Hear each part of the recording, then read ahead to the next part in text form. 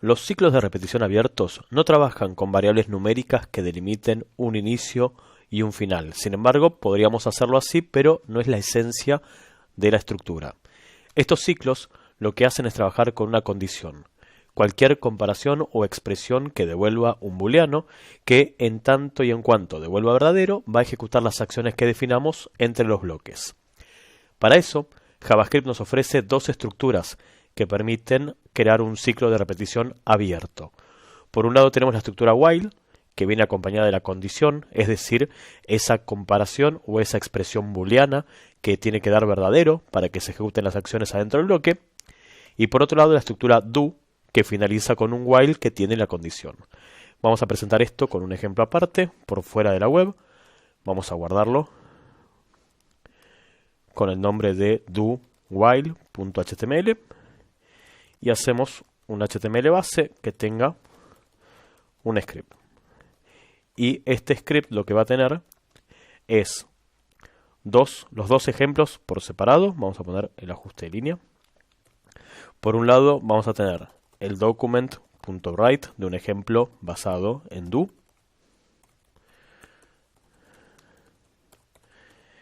Y luego uno basado en while, al revés. Primero el de while, que así es como está en la diapositiva. Y entre uno y otro vamos a hacer el document.write de una línea que separe los dos ejemplos. Entonces voy a crear dos variables de tipo booleanas aparte. La variable repetir 1 es true y la variable repetir 2 también es true, que van a ser las variables booleanas que vamos a utilizar adentro de ambos ciclos para definir si ejecutamos las acciones o no. Entonces el while va a preguntar si repetir 1 tiene como contenido true, lo cual, como sabemos, si no hubiese comparación, se reduciría a su valor y según el valor que tenga se comportará como verdadero o falso, teniendo en cuenta que es una variable booleana que guardó verdadero.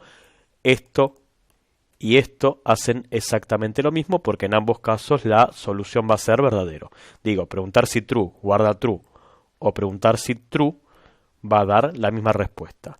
Y aquí adentro vamos a hacer un document.write que diga ejecutando while. Ejecutando while. Y agregamos un BR. Lo mismo vamos a hacer aquí abajo. Vamos a escribir un do que va a tener al final la instrucción por medio del while y va a tener la pregunta de si repetir 2 es true, lo cual sabemos que es lo mismo que preguntar si repetir 2. Y vamos a copiar esto y vamos a hacer el document.write que diga ejecutando el do while.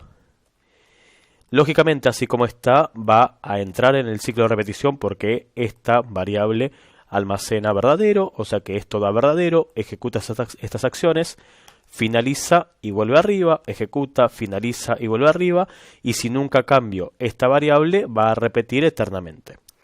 Entonces vamos a venir aquí y luego de ejecutarse una vez vamos a cambiar el valor de repetir 1 por false. Y lo mismo vamos a hacer en este ejemplo, si no tendríamos un loop infinito, haciendo que repetir 2 también cambie a false luego de haber mostrado el mensaje que corresponda. Entonces, cuando esto lo abrimos en el navegador, podemos ver que dice, en el while, se ejecuta el while, pasa una sola vez, se cambia el valor de repetir a false, por lo cual esto no cumple, y sigue de largo con el resto del programa. Y lo mismo en el do, ejecutando el do while, luego cambia el valor y finaliza. Ahora, la ventaja del do while, por lo menos en el caso de JavaScript, que otros lenguajes de programación no tienen, es la posibilidad de interactuar con el usuario en tiempo real a ver si quiere o no quiere que esto se repita. Entonces podríamos tener, en vez de que repetir 1 sea false, que guarde un confirm que pregunte ejecutar nuevamente el while. Y voy a hacer exactamente lo mismo, dado que el confirm devuelve true o false, según si acepto o cancelo. Si me da verdadero, va a volver arriba, le va a dar verdadero y va a hacer las acciones que corresponda. Y lo mismo vamos a hacer con repetir 2. Repetir 2, en vez de guardar directamente false, va a preguntar si hay que repetir una vez más el do. Entonces, vamos al navegador, actualizamos, ejecuta el while y me pregunta si quiero ejecutar de nuevo. Si le digo que sí, muestra otro mensaje y me pregunta si quiero volver a ejecutar. Si le digo que sí, muestra el mensaje y me pregunta si quiero ejecutar, hasta que le diga cancelar y esto devuelva false, en cuyo caso termina el while y arranca el do. La misma teoría. Si quiero ejecutar nuevamente, le digo que sí y muestra otro mensaje, le digo que sí y muestra otro mensaje, hasta que le diga que quiero cancelar. Entonces, esto nos da la libertad de que el usuario defina si quiere o no quiere que se vuelva a ejecutar el código, y en primera instancia, tanto do como while trabajan de la misma manera. Es un ciclo de repetición, es una estructura abierta, porque no podemos predecir de antemano, al ver la condición, si el usuario va a aceptar o no va a aceptar una o 1000 veces la repetición de ese código. O sea que no es predecible, a diferencia del for, que por ser numérico, analizando el código podemos saber si se va a ejecutar una o 100 veces. Ahora, ¿cuál es la gran diferencia entre do y while, que a simple vista parecen hacer lo mismo? La forma en la que razonan esa condición. Teniendo en cuenta que el do siempre finaliza con un while, la condición podría no ser verdadera, que por lo menos se va a ejecutar una vez las acciones. Si cambiamos esto a false, decimos que repetir 1 es falso y repetir 2 también es falso. Ya las dos condiciones arrancan en falso, por lo cual no se cumplen. En el caso del while, que lo primero que hace es preguntar qué valor tiene repetir 1, cuando vengamos aquí, vamos a ver que el while no se ejecuta y salta directamente al do preguntando si quiero o no quiero hacer las acciones.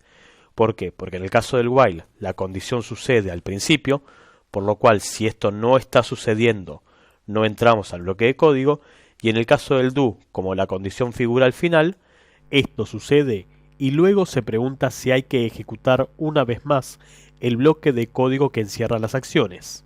Por lo cual, ante una condición que por el motivo que fuere sea falsa desde el principio, el do ejecutaría sus acciones al menos una vez, pero el while rechazaría la condición siguiendo con el resto del código y omitiendo las acciones dentro del ciclo de repetición. Así que, explicado de manera simple, el do siempre evalúa si debe pasar a la siguiente iteración del ciclo, mientras que el while pregunta si debe realizar la vuelta actual.